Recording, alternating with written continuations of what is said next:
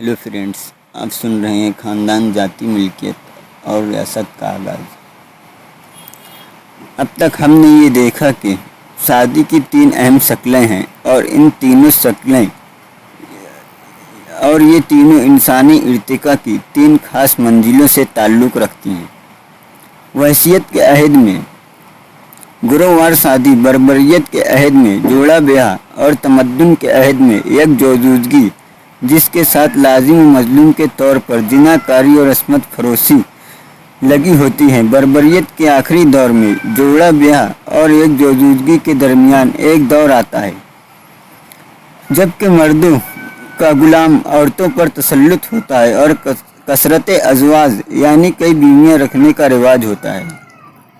हमने अभी तक जो कुछ बयान किया इससे ये बात साफ हो चुकी है कि इस सिलसिले में जो कदम उठाए गए हैं वो इस अजीब व गरीब हकीकत से वाबस्ता हैं कि जहां औरतें गुरुवार शादी की जिनसी आज़ादी से ज़्यादा महरूम होती गई, वहां मर्द नहीं हुए।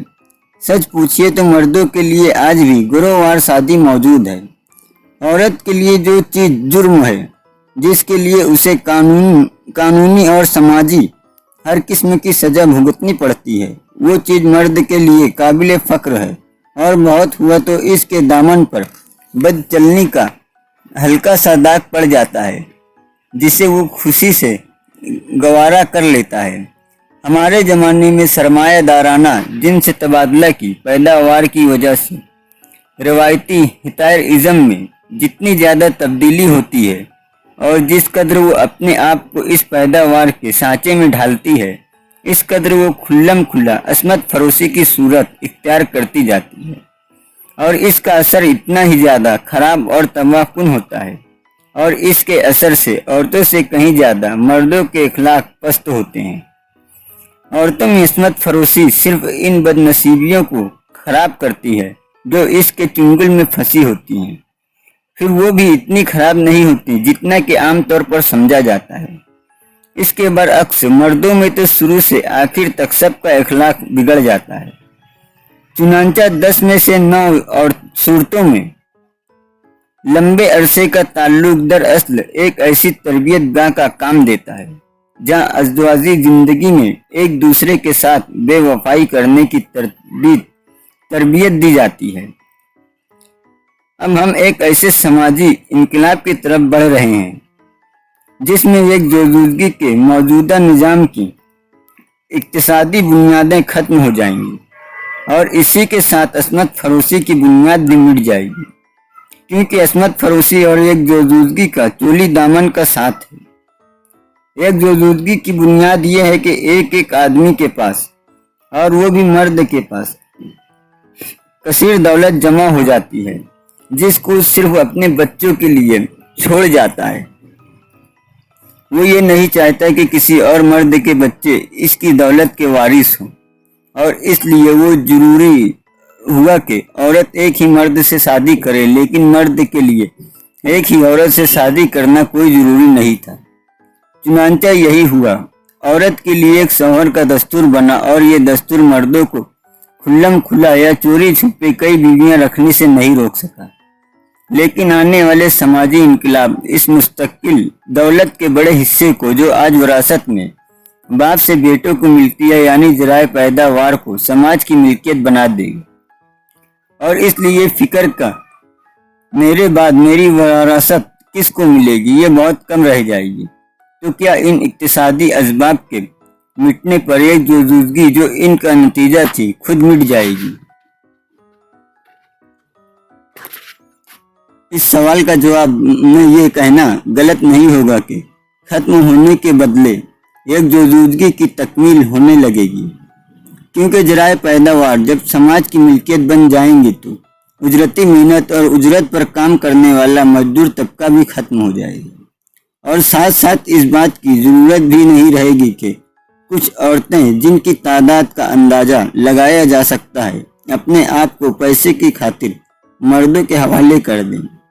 अस्मत फरोशी मिट जाएगी, एक जोजूदगी का जवाल नहीं होगा, वो आखिरकार एक हकीकत बन जाएगी, एक ऐसी हकीकत जो मर्दों के लिए भी होगी।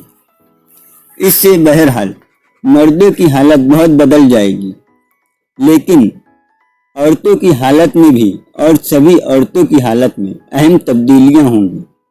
ज़राए पैदावार मुश्तरका मिल्कियत बन जाएंगे तो एक एक खानदान समाज की इक्तिसादी इकाई नहीं रहेगी। जाति खानादारी बढ़कर एक समाजी सनद की सूरत इख्तियार कर लेगी। बच्चों की निगहदाश्त और तालीम और तरबियत की जिम्मेदारी समाज के ऊपर होगी। समाज सभी बच्चों की निगहदाश्त एक तरह से करेगा। बच्चों में फर्क नहीं किया जाएगा कि कौन शादी के बाद पैदा हुआ और कौन शादी के बगैर। इस तरह नताइज की फिक्र जो आज इखलाकी और इक्तिसादी दोनों एतबार से बड़ी समाजी अहमियत रखती हैं, जो आज एक लड़की को इजाज़त नहीं देती कि वो जिस मर्द से मोहब्बत करती है इसकी हो रहे, वो फिक्र खत्म हो जाएगी। लेकिन इसका नतीजा ये नहीं होगा कि जिनसी ताल्लुकात ज़्यादा बेलगाम हो जाएं। और क्या इसी के साथ औरतों की अस्मत व अफियत और शर्म व हया के सवाल पर राय आमा ज़्यादा फराग दिली का रवैया इख्तियार करने नहीं देगी। और क्या हमने ये नहीं देखा कि मौजूदा ज़माने में यकजोजगी और अस्मत फरोशी में तजाद होते हुए भी दामन चोली का साथ है। दोनों एक ही समाजी हालत के दो रुख हैं। क्या अस्मत फरोशी अपने साथ यकजोजगी को मिटाए बगैर खत्म हो सकती है? यहाँ एक नई चीज सामने आती है और वो है इनफरादी जिनसी मोहब्बत। यकजोजगी की जब इब्तिदा हुई, इस वक्त ये इनफरादी जिनसी मोहब्बत ज़्यादा से ज़्यादा महज एक बीज के सूरत में रही होगी। अहद वस्ती से पहले इनफरादी जिनसी मोहब्बत जैसी कोई चीज़ नहीं थी। ये जाहिर है कि जिनसी जिस्मानी हुस्न, गहरे ताल्लुकात, मिजाज की यकसानियत वगैरह ऐसी बातें हैं जिनसे मर्दों औरतों में जिनसी ताल्लुक की ख्वाहिश बेदार होती है। यह भी जाहिर है कि मर्दों और औरतें कोई भी इस बात से बिल्कुल आंख नहीं बंद करते कि इतना गहरा ताल्लुक किस आदमी के साथ कायम हो रहा है। लेकिन ये तमाम बातें मिलकर भी हमारे ज़माने की जिनसी मोहब्बत से बहुत पीछे हैं। कदीम ज़माने में हर जगह शादी माँ बाप करते थे, फिरकन चुपचाप इनकी बातों को मान लेते थे। कदीम ज़माने में जनसू की मोहब्बत अगर कहीं कुछ थी तो वो कोई दाखिली मिलान नहीं, बल्कि एक खारजी फर्ज की अदायगी थी। वो शादी का सबब नहीं बल्कि इसका एक नतीजा थी। मौजूदा ज़माने में इश्क और मोहब्बत का जो मफहूम है, इस मफहूम में इश्क व आशिकी की बातें कदीम ज़माने में सरकारी समाज के बाहर होती थी।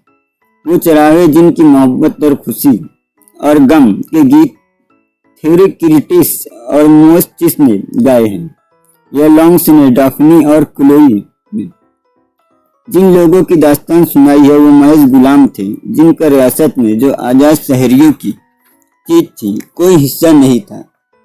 गुलामों के अलावा अगर मोहब्बत कहीं मिलती थी तो वो नतीजा है कदीम दुनिया के जवाल का, जब इसका सिराजा मुंतशिर होने लगा था। और ये मोहब्बत भी ऐसी औरत के साथ की जाती थी जो समाज के असली दायरे से बाहर थी, यानी हतायरी से की जाती थी, जो या तो अजनबी औरतें थीं या गुलामी से आज़ाद की हुई औरतें थीं। एथनिज में इस जमाने जवाल की इब्तिदा से लेकर अब तक और रूम में शहंशाहों के अहद में इसी किस्म की मोहब्बत पाई जाती थी। आज़ाद मर्द और औरत शहरियों में अगर वाकई कभी मोहब्बत कायम होती थी तो वो जिनाकारी की सूरत में होती थी। और जिनसी मोहब्बत का जो मफहूम हमारे यहाँ है वो कदीम जमाने के मशहूर इश्किया शायरी अनाकारियों के इतना बेमानी था कि इससे इस बात से भी कोई मतलब नहीं था कि